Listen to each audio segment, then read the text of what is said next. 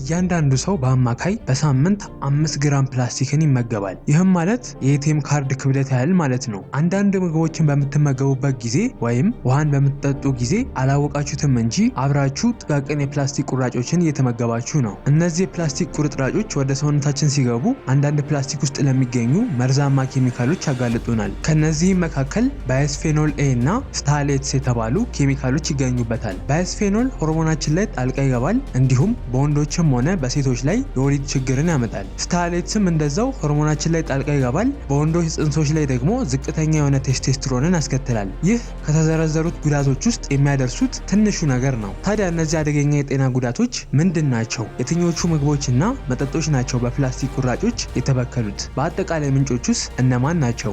እንዴትስ ነው ራሳችንን ከፕላስቲክ ቁራጮች መጠበቅ የምንችለው? መልሱን በዚህ ፕሮግራም ታገኙታላችሁ። እንደተለመደው እስከ ፕሮግራሙ ፍጻሜ አብራችሁን ቆዩ። ፕላስቲኮች ለጤናችን ጠንቅ የሆኑ ማይክሮፕላስቲኮችን ይለቃሉ። ማይክሮፕላስቲኮች የፕላስቲክ ቁርጥራጮች ሲሆኑ ርዝመታቸው ከ5 ሚሜ ያንሳል። እነዚህ የፕላስቲክ ቁርጥራጮች ከኮስሞቲክስ እቃዎች፣ ከልብሶች፣ ከኮንስትራክሽን እቃዎች በተለይ ደግሞ ከፕላስቲክ የተሰሩ የምግብ ማስቀመጫዎች የሚመጡ ናቸው። የፕላስቲክ ቁርጥራጮቹ በአይን ለማየት ጥቃቅን ስለሆኑ ብዙዎቻችን እንደ ተራ ነገር ልንቆጥራቸው እንችላለን። ነገር ግን በተለይ ከምግብ ማስቀመጫዎች የሚመጡት ፕላስቲኮች ጤናችን ላይ ዘላቂ ጉዳት እንደሚያመጡ አሁን የሚወጡ ጥናቶች እያረጋገጡ ይገኛሉ። በአንድ ሙከራ ላይ ተመራማሪዎች በፕላስቲክ እቃ ውስጥ ውሃ ሞልተው ለ3 ደቂቃ ያህል የማይክሮዌቭ ማሞቂያ ውስጥ ይከቱታል። ከዛ ካወጡት በኋላ የተመለከቱት ነገር ግን አስደንግጧቸው ነበረ። ፕላስቲክ ውስጥ ያለውን ውሃ ሲመለከቱት በአንዲት ካሬ ሴንቲሜትር ውስጥ ብቻ 4.22 ሚሊዮን ጥቃቅን የፕላስቲክ ቁራጮች እና 2.11 ቢሊዮን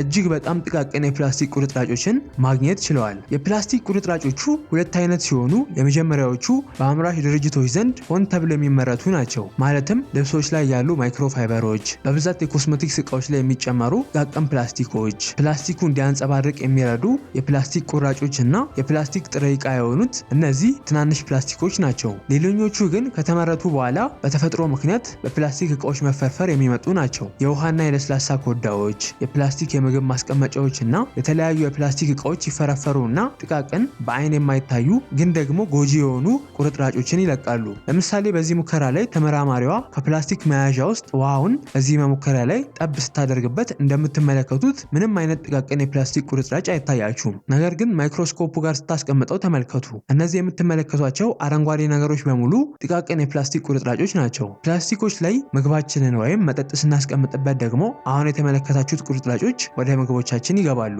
ችግሩ ያለው እዚህ ጋር ነው። ፕላስቲኮች ቀስ ብለውን የሚበሰብሱት ማለትም 100 ወይም 1000 ዓመታት ይፈጅባቸዋል ለመበስበስ። ስለዚህ ከፕላስቲክ እቃዎች የሚወጡት ጥቃቅን ፕላስቲኮችም በቶሎ ስለማይበሰብሱ በተለይም ደግሞ ጥቃቅን ስለሆኑ ሰውነታችንና ህብረ ህዋሳቶቻችን ውስጥ ይገባሉ፣ ይዋሃዳሉ፣ ከዛም ይጠራቀማሉ። ይህም አደገኛ የጤና እክል ይዞብን ይመጣል። በጥቅሉ የፕላስቲክ ቁርጥራጮቹ ሰውነታችን ውስጥ ከገቡ በኋላ ምግብ በሚፈጩትና በሚያጣሩት አካሎቻችን ይወገዳሉ ተብሎ ይታሰባል። ነገር ግን ይህ አስተሳሰብ ስህተት ሆኖ ነበር የተገኘው። ምክንያቱም የፕላስቲክ ቁርጥራጮቹ ከመፈጨት አልፈው ከንጥረ ነገሮች ጋር አብረው ወደ ሰውነታችን ይዋሃዳሉ። ለዚህም ማስረጃ ተመራማሪዎች የሰዎች ደም ውስጥ ጥቃቅን ፕላስቲኮችን ማግኘት መቻላቸው ነው። ለዛም አሁን ላይ ብዙ ሰዎች የጥቃቅን ፕላስቲኮችን ጉዳት እየተረዱ ተገቢውን እርምጃ እየወሰዱ ይገኛሉ። በሰውነታችን ውስጥ ስለተከማቹት ጥቃቅን ፕላስቲኮች መረዳት የሚያደርሱትን አደገኛ ጉዳቶች ለመመርመር ቀዳሚ መውሰድ ያለብን እርምጃ ነው። በቅርብ እየወጡ ያሉ አስደንጋጭ ጥናቶች የፕላስቲክ ቁርጥራጮቹ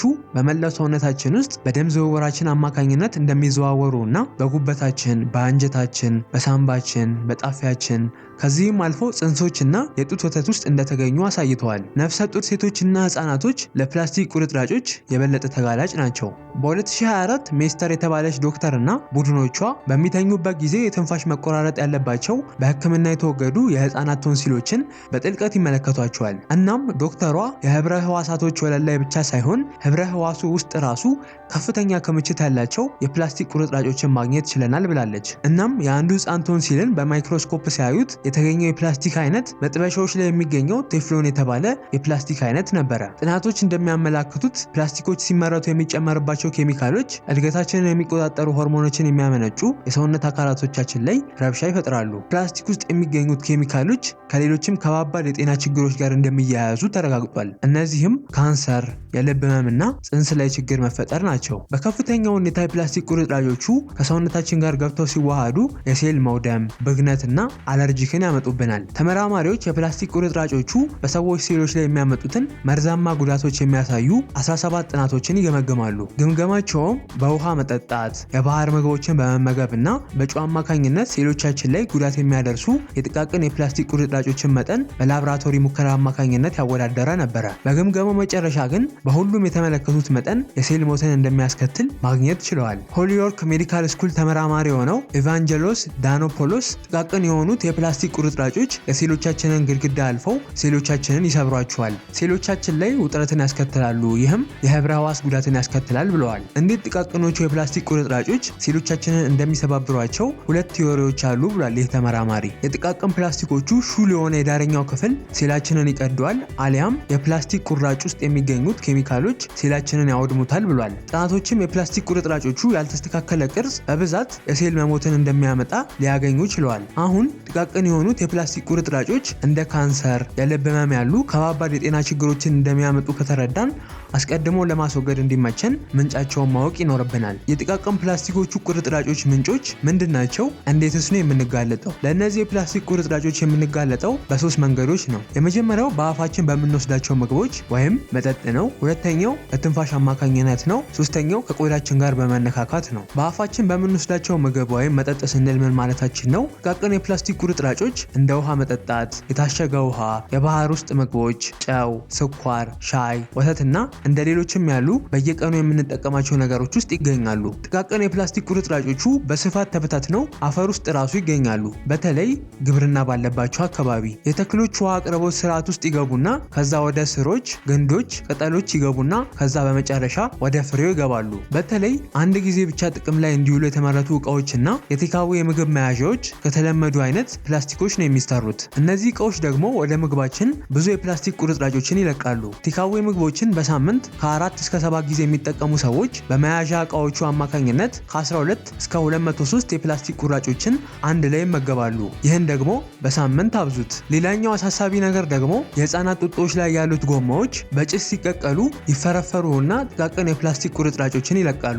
በአንድ ዓመት ውስጥ ብቻ ጡጦ በሚጠቡ ህፃናት ሰውነት ውስጥ የሚገቡ ጥቃቅን የፕላስቲክ ቁርጥራጮች ሲሰላ ወደ 0.66 ሚሊዮን ይደርሳሉ። በአፋችን ከምንወስዳቸው ነገሮች ውስጥ አንዱ የታሸገ ውሃ ነው። በአንድ ጥናት ላይ 93 በመቶ የሚሆኑት የታሸጉ ውሃዎች በጥቃቅን የፕላስቲክ ቁርጥራጮች የተበከሉ ናቸው። ተመራማሪዎች በእያንዳንዱ ሊትር በአማካይ 325 የፕላስቲክ ቁርጥራጮችን አግኝተዋል። የታሸጉ ውሃዎች ከቧንቧ ውሃ ጋር ሲወዳደሩ በፕላስቲክ የታሸጉት ውሃዎች በእጥፍ የፕላስቲክ ቁርጥራጮች አላቸው። ናኖ ፕላስቲክ ወይም እጅግ በጣም ጥቃቅን ወደሆኑት የፕላስቲክ ቁርጥራጮች ከመጣን ደግሞ በእያንዳንዱ ሊትር 240,000 ቁርጥራጮችን ጥናቶች ማግኘት ችለዋል። ብዙውን ብክነት ብዙውን ጊዜ የሚመጣው ከኮዳውና ከውሃው መጠቅለያ ነው። ከነዚህ በተጨማሪም ውሃውን ለማጣራት ጥቅም ላይ ከሚውሉት ማጣሪያዎችም ይመጣሉ። ሌላኛው በአፍ የሚወሰደው ነገር የህፃን ልጅ ጡጦ ነው። በፈረንጆች 2020 እንደዚህ አይነት የህፃናት ጡጦዎች እያንዳንዱ ህፃናቶችን በየቀኑ ከ14600 እስከ 4,550,000 ቁርጥራጮች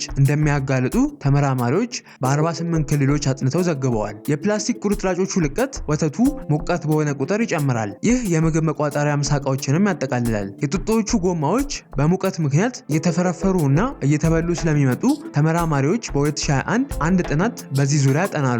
እናም በሙቀት የተጎዱ የጡጦ ጫፎችን ለአንድ ዓመት መጠቀም ህፃኑ ከ660,000 በላይ ለሚሆኑ የፕላስቲክ ቁርጥራጮች ተጋላጭ እንደሚሆን አረጋግጠዋል። በአፋችን ከምንወስዳቸው ነገሮች ውስጥ የመጨረሻው ለአንድ ጊዜ አገልግሎት የተሰሩ የፕላስቲክ ምርቶች ናቸው። እንደ የፕላስቲክ ኩባያዎች ወይም በውስጣቸው ቀጭን የፕላስቲክ ፊልም ያላቸው እንደነዚህ ያሉ የቡና ኩባያዎች በየሊትሩ በትሪሊዮን የሚቆጠሩ ጥቃቅንና እጅግ በጣም ጥቃቅን የፕላስቲክ ቁርጥራጮችን ይለቃሉ። በምግብ መልክ ወይም በአፍ ከሚወሰዱ ነገሮች በተጨማሪ ለፕላስቲክ ቁርጥራጮች የምንጋለጠው በትንፋሽ አማካኝነት ነው። ወደ ሰውነታችን ከሚገቡ ጥቃቅን ፕላስቲኮች መካከል ብዙዎቹ የሚገኙት በአካባቢያችን በተለይ ደግሞ ከመንገድ ላይ ነው። ለዚህም ማስረጃ ተመራማሪዎች በሳንባ ህዋሳት ውስጥ ጥቃቅን ፕላስቲኮችን ማግኘታቸው ነው። የተገኙት ጥቃቅን ፕላስቲኮች በአካባቢያችን ላይ ካሉት ጋር ተመሳሳይ ነበሩ። ይህ ሰዎች በመተንፈስ ብቻ ለፕላስቲክ ቁርጥራጮች እንደሚጋለጡ ያረጋግጥልናል። ይበልጥ ተጋላጭ የምንሆንበት ቦታ ደግሞ ግንባታ ያሉባቸው ቦታዎች ናቸው። ፕላስቲኮች ግንባታ ላይ በብዛት ጥቅም ላይ ይውላሉ።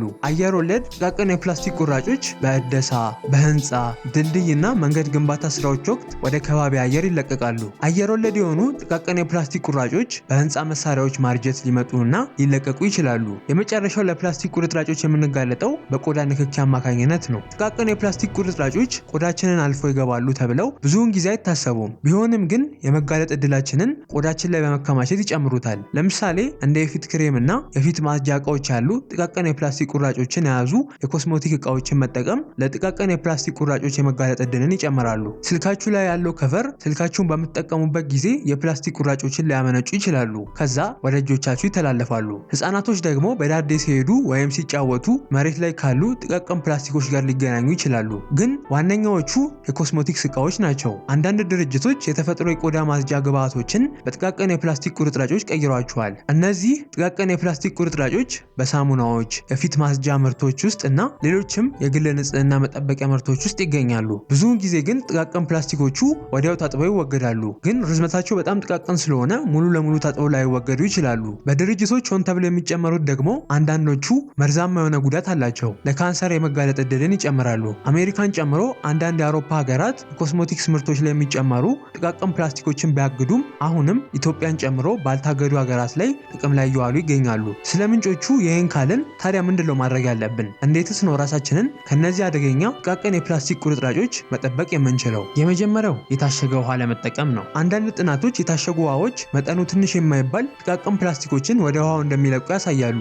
ለዚህም ማስረጃው በፈረንጆች 2019 የወጣው ጥናት ነው። ይህም ጥናት እንደሚያሳየው በብዛት የምንወስዳቸው የታሸጉ ውሃዎችና ምግቦች ከሁሉም የበለጡ የጥቃቅን የፕላስቲክ ቁርጥራጮች ምንጮች እንደሆኑ ነው። አሁን ላይ ደግሞ የበለጠ በአማካይ የታሸገ ውሃ ከቧንቧ ውሃ የበለጠ የፕላስቲክ ቁርጥራጮችን እንደያዙ የሚያሳዩ ብዙ ማስረጃዎች እየወጡ ነው። የታሸገ ውሃን በጥቂቱ መጎንጨት የህይወትና ሞት ጉዳይ ላይሆን ይችላል፣ ግን በጊዜ ሂደት የሚከሰቱ የጤና ችግሮችን ለማስወገድና ራሳችሁን ለመጠበቅ ከታሸጉ ውሃዎች መቆጠብ ልትወስዱት የሚገባ እርምጃ ነው። በምትኩም በተደጋጋሚ ልትጠቀሟቸው በምትችሏቸው የብረት ወይም የጠርሙስ እቃዎች ውሃን ይዛችሁ መጠቀም ትችላላችሁ። ሁለተኛው ንጹህ ውሃን አፍልቶ መጠጣት። የታሸጉ ውሃዎችን መጠቀም አቁማችሁ ቀጥታ የቧንቧ ውሃዎችን መጠጣት ለፕላስቲኮች የመጋለጥ እድላችሁን በከፍተኛ ሁኔታ ይቀንሷል። ግን በአማካይ የታሸጉ ውሃዎች ከቧንቧ ውሃ የበለጠ ጥቃቅን የፕላስቲክ ቁርጥራጮች ቢኖራቸውም ጥናቶች የቧንቧ ውሃ ራሱ የጥቃቅን ፕላስቲክ ቁርጥራጮች እንዳላቸው ያሳያሉ። ስለዚህ ማድረግ ያለባችሁ ነገር የቧንቧ ውሃውን መጀመሪያ አፍሉት፣ ከዛ አቀዝቅዙት፣ ማጣሪያ ካላችሁ ደግሞ አጣሩት። ሶስተኛ ምግብን በፕላስቲክ እቃዎች ማስቀመጥ አቁሙ። የፕላስቲኮች ቀላል ክብደትና በቶሎ ያለመሰበር ብቃት እንደ ጠርሙስ እቃዎች ካሉ ሌሎች መያዣዎች የበለጠ ምቹ ሊሆንላችሁ ይችላል። ግን ደህንነታችሁን ለመጠበቅ ምርጡ መንገድ በምትችሉት አቅም ምግብንም ሆነ ፈሳሾችን በፕላስቲክ ከማስቀመጥ መቆጠብ ነው። የፀሐይ ብርሃን፣ ምግብ ውስጥ የሚገኙ አሲዶችና በተፈጥሯዊ መንገድ የሚመጣ መሸርሸር ፕላስቲክ እቃዎቹን ሊበሉትና ሊፈረፍሩት ይችላሉ። እርግጥ የፕላስቲክ የምግብ ማስቀመጫዎች በስፋት ጥቅም ላይ ስለሚውሉ ሙሉ ለሙሉ ለማስወገድ ከባድ ነው። ግን ውጭ ላይ የምትጠቀሙት ምግቦች ላይ ፕላስቲኮችን ማስወገድ ባትችሉም ቢያንስ ግን ቤታችሁ ላይ በተለይ እየደጋገማችሁ የምትጠቀሟቸውን የፕላስቲክ እቃዎችን አስወግዱ። በምትኩም የጠርሙስ እቃዎችን ተጠቀሙ። አራተኛ ፕላስቲኮችን አለማሞቅ። የፕላስቲክ እቃዎችን ትንሽም ቢሆን እንኳን ስታግሏቸው ወይም ሞቅ ያለ ምግብም ሆነ መጠጥ ስትከቱባቸው ችግር ይፈጠራል። ምክንያቱም ፕላስቲኮችን ሙቀት ወዲያው እንዲፈረፈሩ እና እንዲሸረሸሩ ያደርጋቸዋል። ይህ ደግሞ የጥቃቅን ፕላስቲክ ቁርጥራጮች ልቀትን በከፍተኛ ሁኔታ ይጨምረዋል። ለምሳሌ ሻይን በፕላስቲክ ኩባያ ስትጠጡ ለጥቃቅን ፕላስቲኮች የበለጠ ተጋላጭ ትሆናላችሁ። አምስተኛ ለአንድ ጊዜ ጥቅም ብቻ የተሰሩ ፕላስቲኮችን ደጋግማችሁ አትጠቀሙ። ብዙውን ጊዜ በተለይ በእኛ ባህል ፕላስቲክ እቃዎችን ሪሳይክል አድርገን እንጠቀማለን። ለምሳሌ ጨዎችን ወይም የተለያዩ ቅመማ ቅመሞችን መልሰን ጥቅም ላይ አውለን ፕላስቲኮች ውስጥ የማስቀመጥ ልምድ አለን። ጥናቶች ለአንድ ጊዜ ጥቅም ብቻ ታስበው የተሰሩ የፕላስቲክ እቃዎች ላይ ምግቦችን ማስቀመጥ ምግቦቹ ላይ ጥቃቅን ፕላስቲኮች እና ኬሚካሎች እንደሚተላለፉ ያሳያሉ። ብዙ ምሁሮች እንዳንጠቀማቸው ይመክራሉ። ስለዚህ የፕላስቲክ ኮዳዎችን፣ የቴካዌ እቃዎችን የመሳሰሉ እቃዎችን አስወግዱ። ፕላስቲኮችን መልሳችሁ መጠቀም ከፈለጋችሁ ምግብ ወይም መጠጥ ነክ ያልሆኑ ነገሮች ብቻ ተጠቀሟቸው። ስድስተኛ የእንጨት መክተፊያዎችን መጠቀም። አንዳንድ ጥናቶች የፕላስቲክ መክተፊያዎች ላይ መክተፍ ምግባችሁ ለጥቃቅን የፕላስቲክ ቁርጥራጮች ያለውን ተጋላጭነት በከፍተኛ ሁኔታ እንደሚጨምረው ያሳያሉ። በተደጋጋሚ በምትከትፉበት ጊዜ የመክተፊያውን የላይኛውን ክፍል ስለምትፈቀፍቁት ጥቃቅን ፕላስቲኮች ይነቃቀሉና ወደ ምግቡ ይጣበቃሉ። ስለዚህ ከቻላችሁ ከእንጨት የተሰሩ መክተፊያዎችን ተጠቀሙ። የእንጨት መክተፊያዎች ሌላም ጠቀሜታዎች አላቸው። ለቢላችሁ ስለት የተሻሉ ናቸው። ሌላው ደግሞ ከፕላስቲክ መክተፊያዎች በተሻለ መልኩ ለረጅም ጊዜ ይቆያሉ። ህፃን ልጆች ላይ ደግሞ የበለጠ ጥንቃቄ ለማድረግ እንደነገርኳችሁ ሙቀት ፕላስቲክን በቶሎ ስለሚበላው መጀመሪያ ወተቱን በጠርሙስ መያዣ እቃ አደባልቁትና ከዛ ከቀዘቀዘ በኋላ ወደ ጡጦ እቃ ገልብጡት። ይህ ከሁሉም የተሻለው አማራጭ ነው። ተመራማሪዎች እነዚህ ጥቃቅን ፕላስቲክ ቁርጥራጮች በእኛ ጤና ላይ ያላቸውን ጉዳት አሁንም ድረስ እያጠኑ ስለሆነ ያልታወቁ ሌሎች ጉዳቶችም ሊኖራቸው ይችላል። እርግጥ ጥቃቅን ፕላስቲኮችን ሙሉ ለሙሉ ከህይወታችን ለማስወገድ ባንችልም የተቻለንን ያህል መጠንቀቅ ግን አይከፋም። ቪዲዮ ይህን ይመስል ነበረ። ቪዲዮ ለብዙ ሰው እንዲደርስ ላይክ አድርጉ። ሀሳባችሁን የአስተያየት መስጫው ጋር አስቀምጡልኝ። ሌሎች አስገራሚ ቪዲዮዎች እንዲደርሳችሁ ሰብስክራይብ ማድረግ እንዳትረሱ። በብዛት የፕላስቲክ እቃዎችን ነው ወይስ የጠርሙስ እቃዎችን ነው በቤታችሁ የምትጠቀሙት? እስቲ ኮሜንት ላይ አስቀምጡልኝ። ተመሳሳይ ቪዲዮ መመልከት ከፈለጋችሁ ይህን ቪዲዮ መንካት ትችላላችሁ። በቀጣይ ቪዲዮ እንገናኝ። ደህና ሰንብቱ።